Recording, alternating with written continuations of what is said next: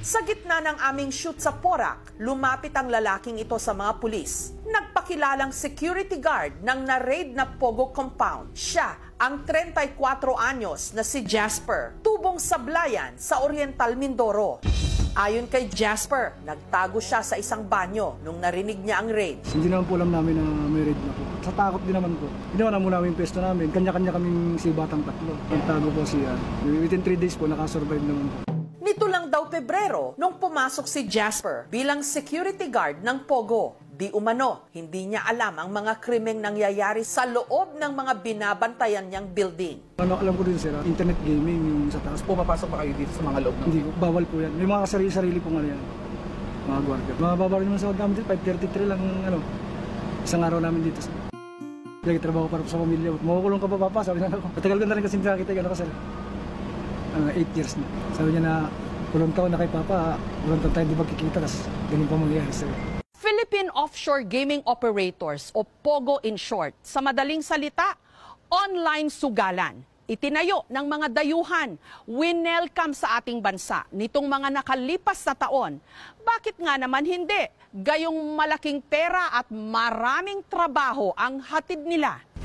Ayon sa PAGCOR o ang Philippine Amusement and Gaming Corporation, 2003 pa talaga nagsimulang mag-operate ang mga POGO sa ating bansa. Taong 2016, sa ilalim ng Duterte administration, sinimulan itong i-regulate. Yung POGO na yan, insofar kami dito, malinis yan.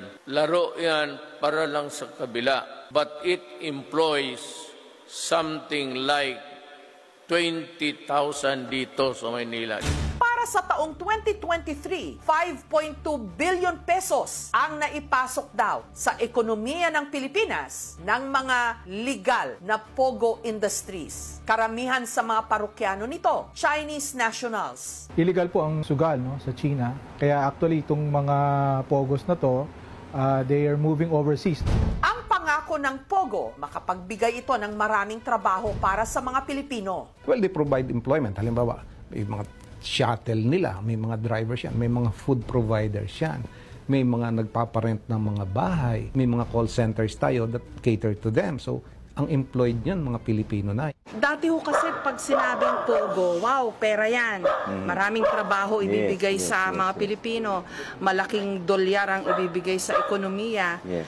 Wala ho tayong kamalay-malay, may ganito pala ho mga nangyari. Yun ho kasi yung pangako dyan, di ba? Na maraming trabaho. Pero sa nakikita po namin, majority po, o sabihin na natin 85% na nagtatrabaho po rito, mga banyaga, 10% na naiiwan ng mga Pilipinos. Yan po yung mga sa maintenance, yan po yung sa laundry nila, yan po yung sa housekeeping. Gayunman, marami sa mga POGO hindi nakakabayad ng tamang buwis.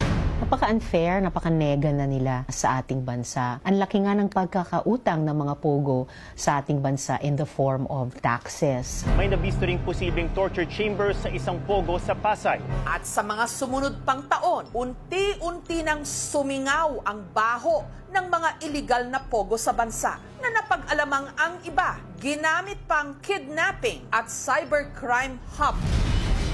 July 2023, sa Las Piñas City, isang POGO hub ang ni-raid na pugad di umano ng mga scam gaya ng fake shipping, fake online charity, fake shopping websites, at iba pa. 1,534 na mga Pilipino at 1,190 na mga dayuhan ang na-rescue mula doon. Bukod sa mga iligal na gawain sa loob ng POGO hubs, dati nang sinabi ni former Defense Secretary Delfin Lorenzana na nababahala sila sa mga lokasyon ng POGO hubs kaugnay ng ating national security. Makikita mo na yung siguro maraming tao dyan na palagi nandyan. It's very easy to for these people to siguro shift their activities to spying.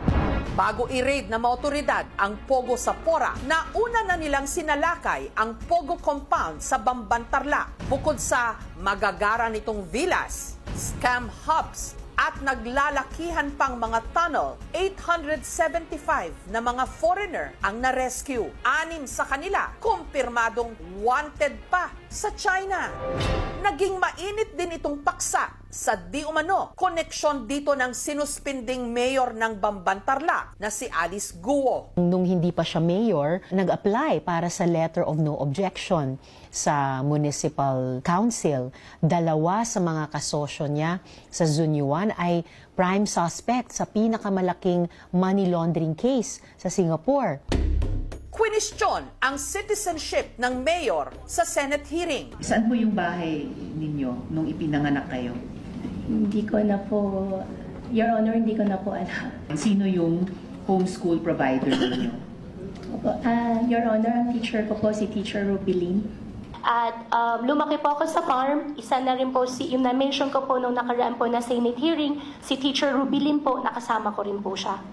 Hanggang nagsimula ng magsuspetsa ang mga mambabatas kung si Mayor Guo nga ba ay espiya ng China. Ang daming lumalabas na mga outright lies o kaya inconsistencies at contradictions sa kanyang mga sinasabi at yung lumalabas sa mga dokumento mismo tungkol sa kanyang identity, pati yung nasyonalidad at actual existence ng pareho niyang mga magulang.